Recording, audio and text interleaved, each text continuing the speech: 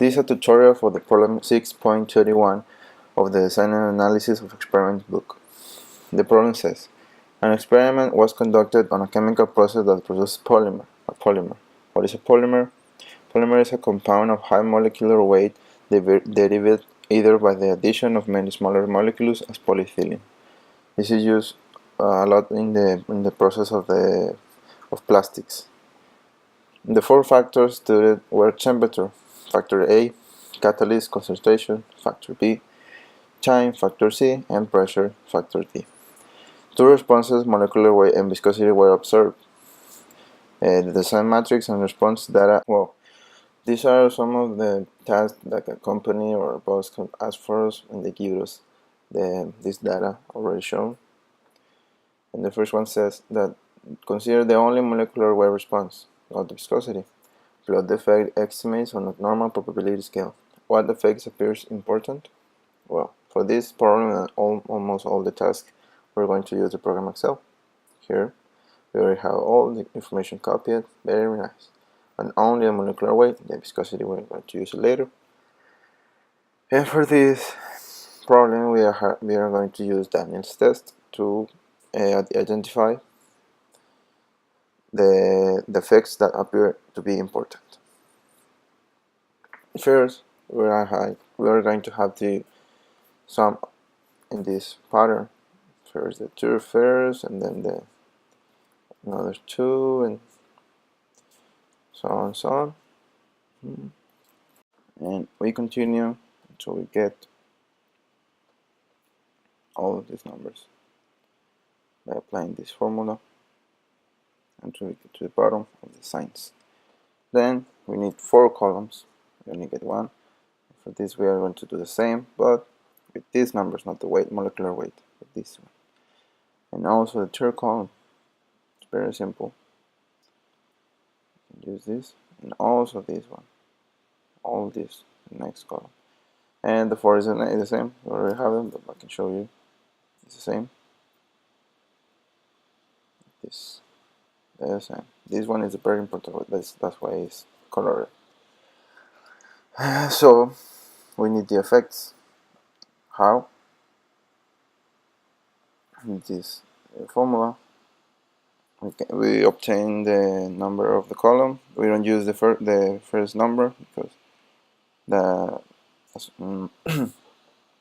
because we don't need it, and later we're going to use it.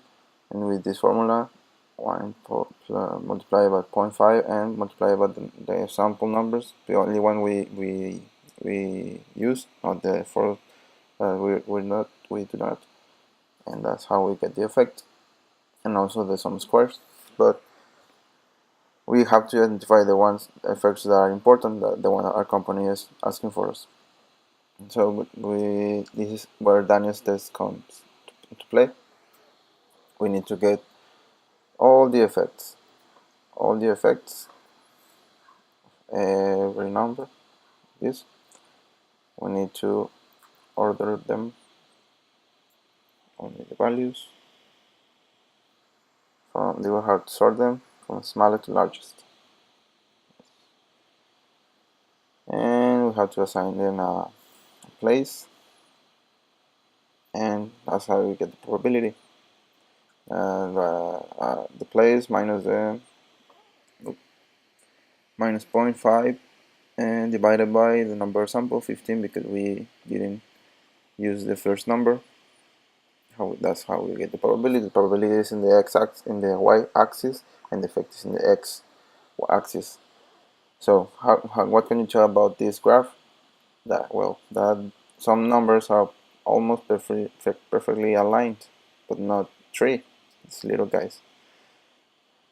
So we have to identify them, because these are the important effects, the effect that we are looking for, and it's almost always the last one, the largest ones.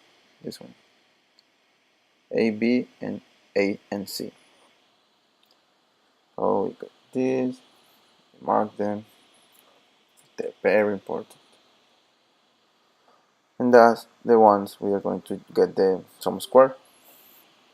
Sum square is the number of the column of the 4 column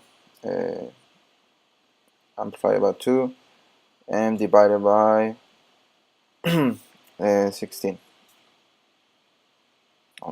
Also these ones, like this one, and we have the sum square for the ANOVA table, and this is when we pass to the task B. Use an analysis of variances to confirm the result from part A, ANOVA. This is our table of ANOVA, analysis of variances. We already have the ones that are important, A, B, and C. And we order the sum squares, have them here.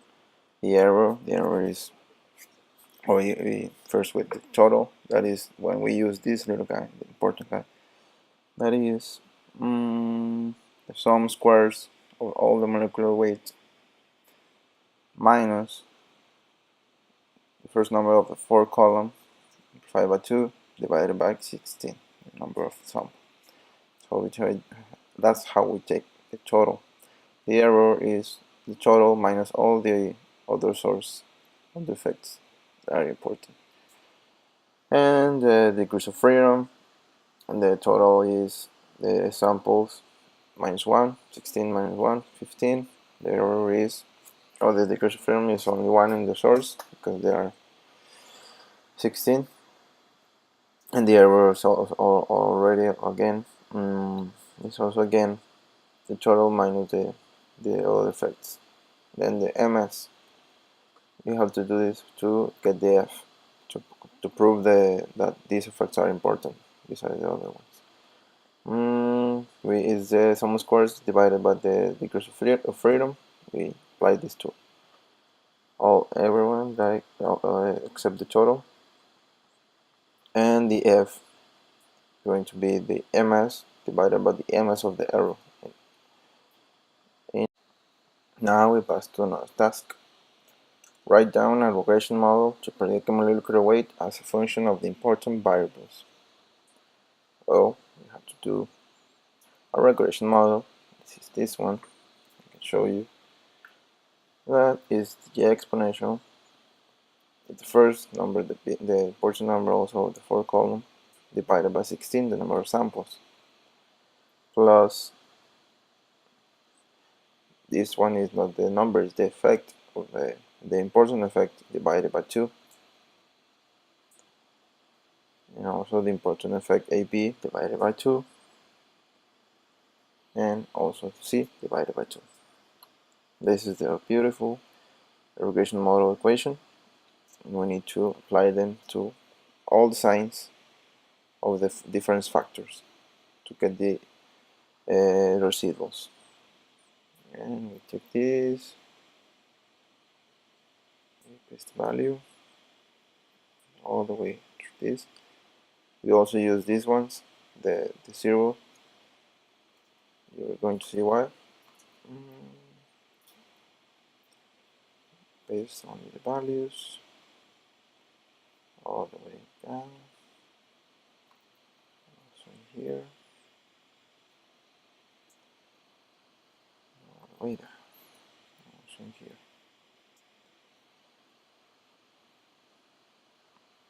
Yeah, we got an value of expected value. We apply all the formula to everyone with all the signs.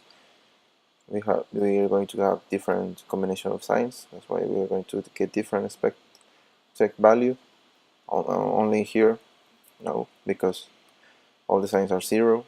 Only this one comes to this, and then the result we get them by applying the observed minus the expected. The observed is the molecular weight data that are given to us. We go all the way down. That's how we get the residuals, by doing this formula. And then we are going to sort them also from what you can think, by smaller to large. We pass the values from smallest to largest. We get the probability of all 20 at the place, like before, and we get probability.